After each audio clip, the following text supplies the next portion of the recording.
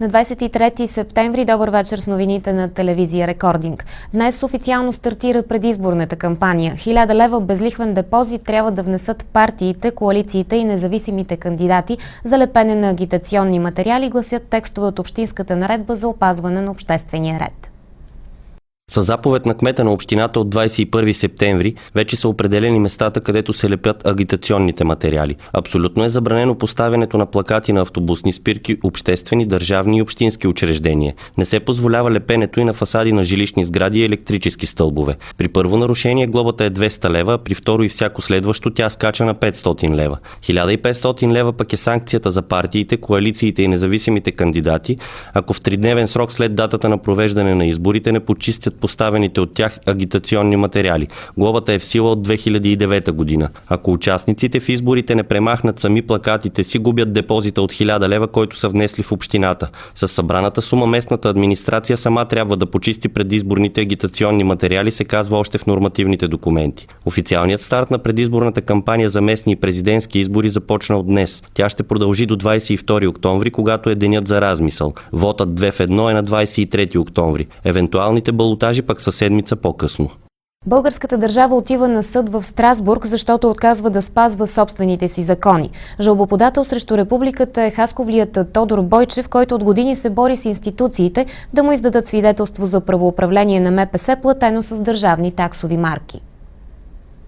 На 15 октомври ще се навърши точно година, откакто започва сагата на Тодор Бойчев с издаването на шофьорската му книжка. Задължителната държавна такса той плаща с държавни таксови марки, но ръководството на областната дирекция на полицията отказва да приеме този вид плащане. Следва дълга кореспонденция между двете страни, която завършва с искане на МВР Бойчев да предостави документ къде са отишли парите му, въпреки че законът в този случай е категоричен. Преводът е за сметка на държавния бюджет. Гражданинът Бойчев завежда дело срещу мълчаливия отказ на МВР да му издаде шофьорска книжка. За негова изненада обаче административният съд в Хасково отказва да конституира областната дирекция на полицията като страна в процеса. Тодор Бойчев плаща всички съдебни такси отново с държавни таксови марки. Тъй като реално дело не е имало, сега той иска от министъра на финансите да му възстанови разходите. Битката с държавата, която отказва да спазва собствените си закони, накрая все пак ще свърши с процес. Той обаче няма да е в България. Ами какво следва от тук? Следва от това, че аз съдя държавата в Страсбург. Подадох жалба срещу Република България за това, че тя не ми издава документ за самоличност и основно не съди за това, че в Република България не се защитават правата на гражданите и не се осигурява справедлив съдебен процес. Какви са ви исканията?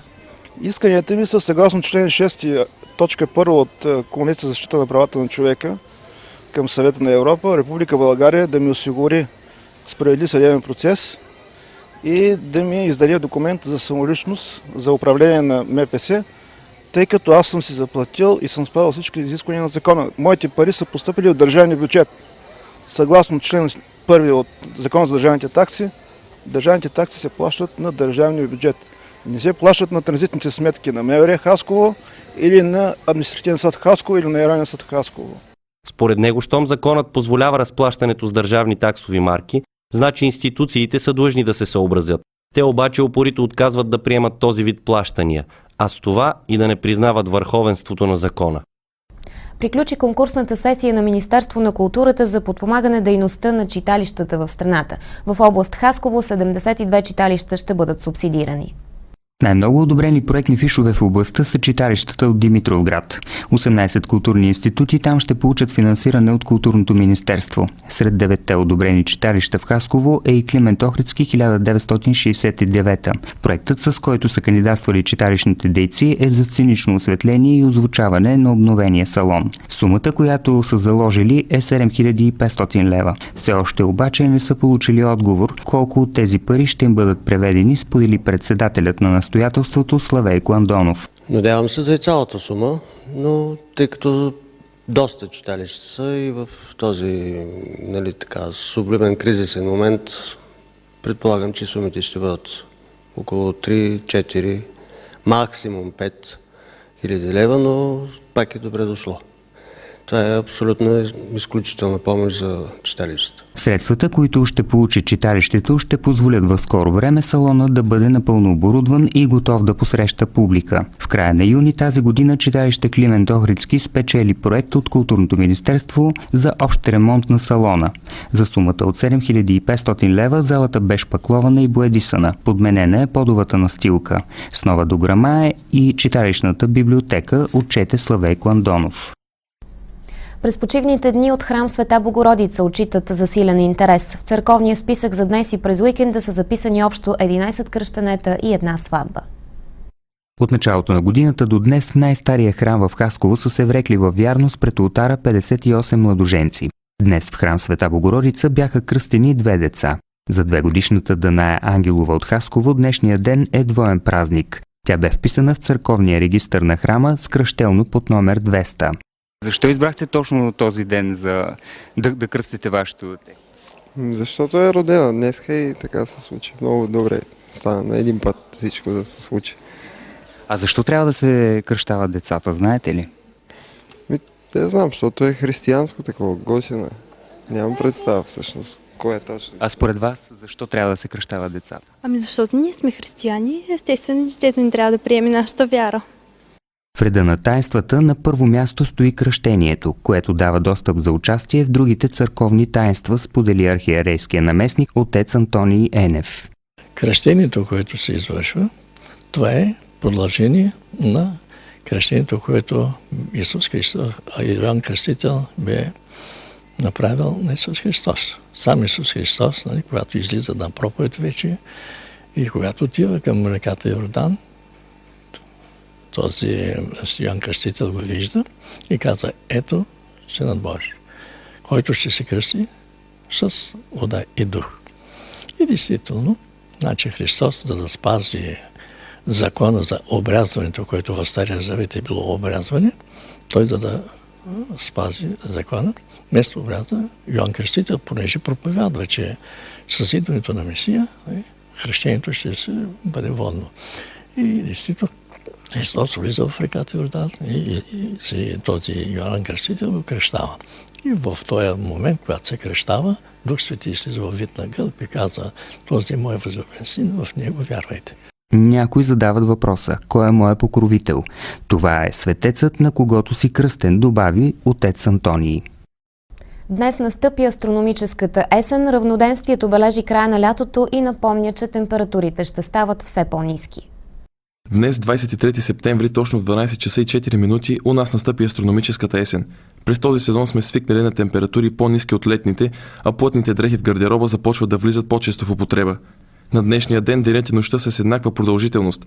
След това светлата част на денонощието ще намалява, а тъмната ще се увеличава. Въпреки че свързваме сезона с по-хладно време, дъжд и с края на летните емоции, тази година прогнозите са за по-различна есен. Предвижда се така нареченото циганско лято.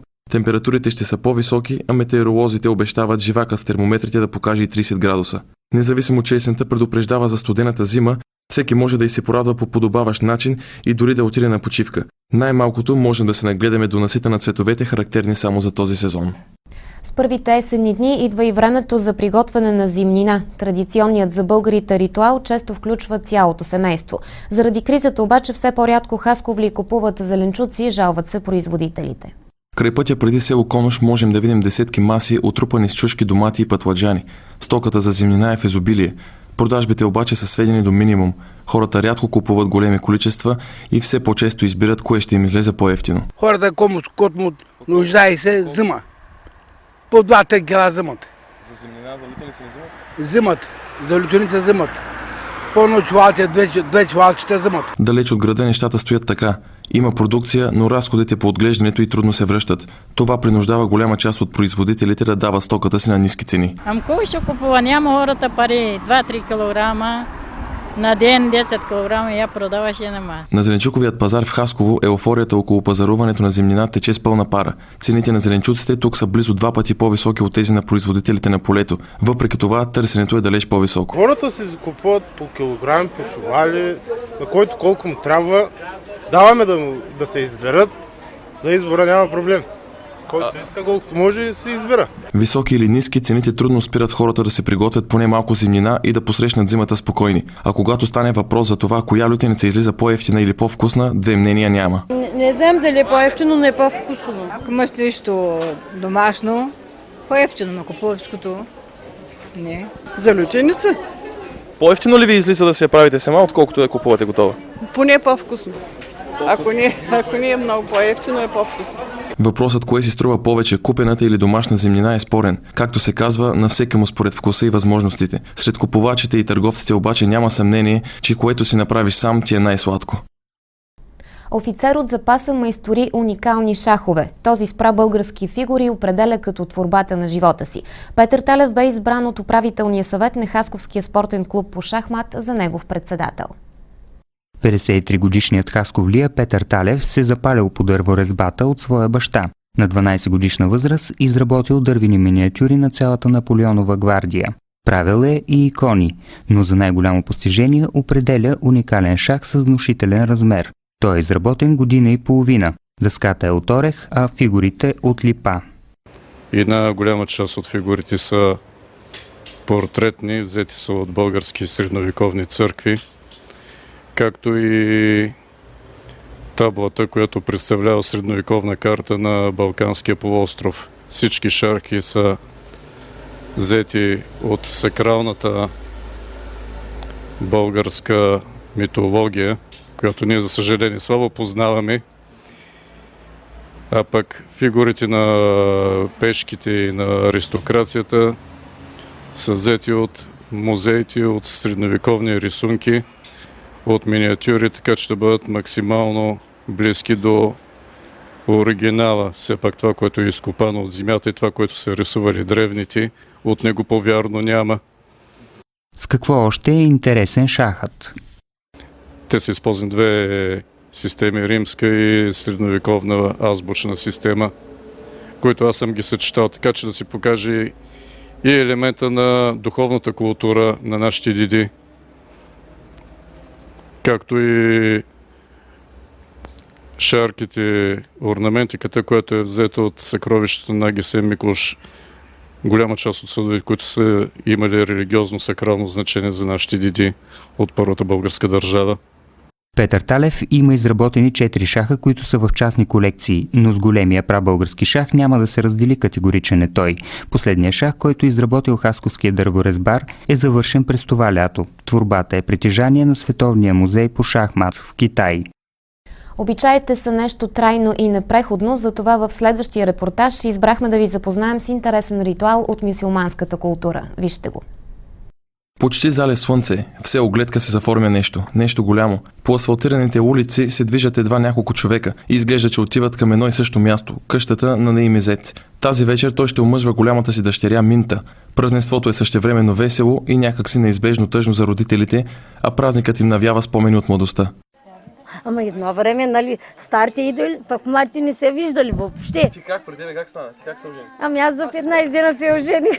Въпреки че живеем в ерата на интернет и мобилните комуникации, някои неща трудно се променят. Ритуалът по каносването или хенна, както се нарича на арабски, е все още жив сред мюсюлманите. Смята се, че историята му датира още преди 5000 години в Египет, а каната се е приготвила от храста мехнди. След това каносването е било използвано като ритуали и тържества в Индия, Китай, Иран, Судан и арабските страни. Рисунките с хенна са не само красиви, но и предпазват от горещини, заради охлаждащият ефект на сместа. Ден преди сватбата, младата булка бива каносана от своите приятелки. Купонът преди сватбата се нарича Махнди вечер. Именно тогава проличава дали традициите са това, което бяха. На времето, като стане 20 годишни, нали, нашите, викаме, че сме остаряли, пък сега и 30 минават даже младите. Минават. Затова ли? Не знам от какво е. Сега вашите взеха да се женят по-рано, пък нашите по-късно. Ей, на 33 прави нашата. Млада, къде е млада? Аз на нейните години имах 2 деца. Докато някога по-възрастните страстно са пазили традициите, сега младите търсят начини за по-разнообразно общуване. Заражда се интернет за познанствата. В случая те далеч не са попречили на обичаите. От интернета, да. И какво? И общи познати и така, ама в началото много са дърпа. Викам някой си момченце от Мост, ще ме излъжи. Откъде? От село Мост. Викам, няма да успее. Успя. Стигнахме до този ден. След като гостите пристигнат, идва ред и на музикантите. Под звуците на традиционна музика, оркестърът повежда булката и роднините към площада. Там започва истинската забава. Без значение дали сме християни или мюсюлмани, всички са поканени. Така завършва емисията ни днес. Новините на телевизия Рекординг гледайте и на нашия интернет сайт. От екипът ни приятна вечер!